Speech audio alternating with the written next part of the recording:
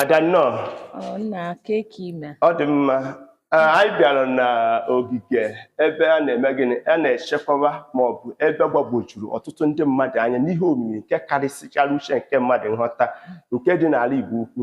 Anyị fete wee mee gị bịakwute gị, biko ị nwere ike ịkọwara anyị afa gị?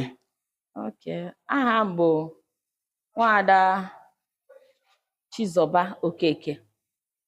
Nnọọ. Abụkwana m onye Igbo ukwu a. Ị nụrụ na ọ bụkwa onye Igbo ukwu. Anyị bịara ka anyị mee gịnị ka igosi gị anyị ihe dị omimi nke nọ n'ala Igbo ukwu, maka na ife n'elu fee n'ala ọ na-ada Igbo ukwu museum, Igbo ukwu museum, Igbo ukwu museum. Daya anyị gasị ka anyị mee gịnị ka anyị were anya anyị wee mee gịnị gbara ihe nkiri ka ụwa mee gịnị fụkwana ihe Igbo ji wee dị ebube. Ngwana ka anyị gawa ka ị nwa na iji egosi anyị ya bụ ihe. Nsogbu adịrọ.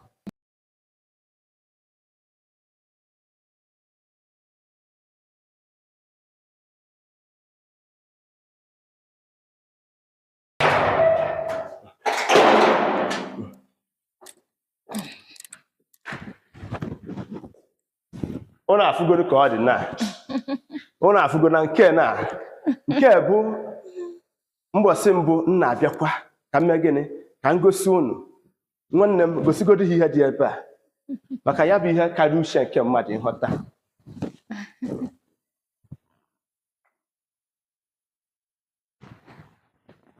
So ụnụ afụ ya bụ ihe. Ada biko ị ya akọwara anyị ihe niile na ihe ọ pụtara maka na nke ọ gbagwojukwuru m anya o. Nnọọ na Igbo Ukwu Museum bụrụkwa na Anambra State Museum, because a maara na ihe eji akpọ Igbo Ukwu Museum bụ na ofu nwaafọ Igbo Ukwu a bụ Sir Timothy Chukwubunna Umeweni. Ọ ya bụ onye lụchalụ museum na wee were nye n'aka ndị gọọmenti. So ọ ya mere na akpọ ya Anambra State Museum. Mana ị nwere ịkpọkwa Igbo Ukwu Museum ọ nọkwa ya. So ebe anyị nọ kịta ihe anyị na-akpọ ya bụ exhibition hall, ebe a na-egosi ihe dị iche iche, ihe gbasara ihe ndị nna nna anyị ha ji wee bi gịnị wee bi ndụ mgbe ochie. Ọ ya ka ị afụ n'ime ebe anụnwa. Ụfọdụ ka na-aga n'iru, ụfọdụ ka kwụsịrị akwụsị, mana n'ime ihe niile dị ebe a ndị kwụsịrị adịghị ka ha ruru ịnọ ma ọ bụ ịtọ. So dịka anyị na-ebido na nzu white chalk ka a na-akpọ ya n'oyibo. Dịka ịbịa na ana mezu na n'ụbọchị taa anyị na-asị ka anyị tọwọrọ n'ogo nzu. Ịtụọla anyị nzu dịka anyị ji wee nabata gị n'ụbọchị taa. Igbo bụ Igbo efugonu. A sị na onye ọbụla nyere mmadụ anụ enyi ọ jee ebe mmadụ onye mmadụ anụ enyi ịma na ọ nabataghị ya, mana onye mmadụ nzu na ọjị ịma na ọ nabatara ya. Ọ nwa ada ka ọ bụ ịghọtago. Ọ bụ na nwoke ọsọrọ m ọjị. Igbo bụ Igbo dịka esi eme ya n'ọdịnala na omenala Igbo. Anọ n'ala Igbo ukwu asị m na riri Okeke na mma. Tata bụ afịa Eke.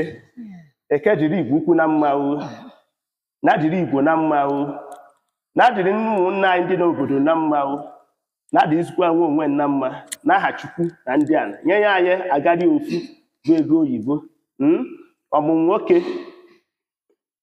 ọmụmụ nwanyị na ihe akụ na ihe enwe ka anyị na-ayọ. Anyị na-asị na anyị gawa anyị ga-eru, anyị na-aba na anyị na-anarụ. Anyị na-asị na okporo ụzọ ga-eburu anyị ụzọ kpeere anyị azụ ka m gọrọ ya ka o lere n'aha Chukwu na ndị ala. Ise.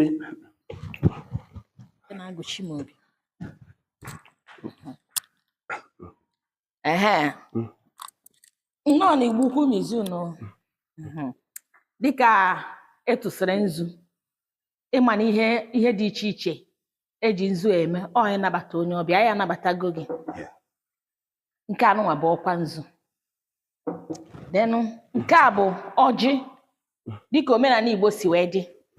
Ị ga-asụrụ onye bịara be gị ọjị. Nke a bụ ihe izizi dịka anyị na-asị na ọjị a nke anụnwa efule ebe a ọjị Igbo.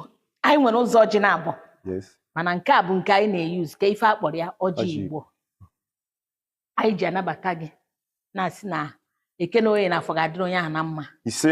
Ejikwa na ọjị eme mmemme dị iche iche bifo ihe ọbụla na-amalite n'obodo mmemme ọbụla a na-eme a ga-ebu ụzọ mee gịnị wepụta ọjị. Nke a bụ ọjị. So nke a bụkwanụ gịnị ọkwa ọjị.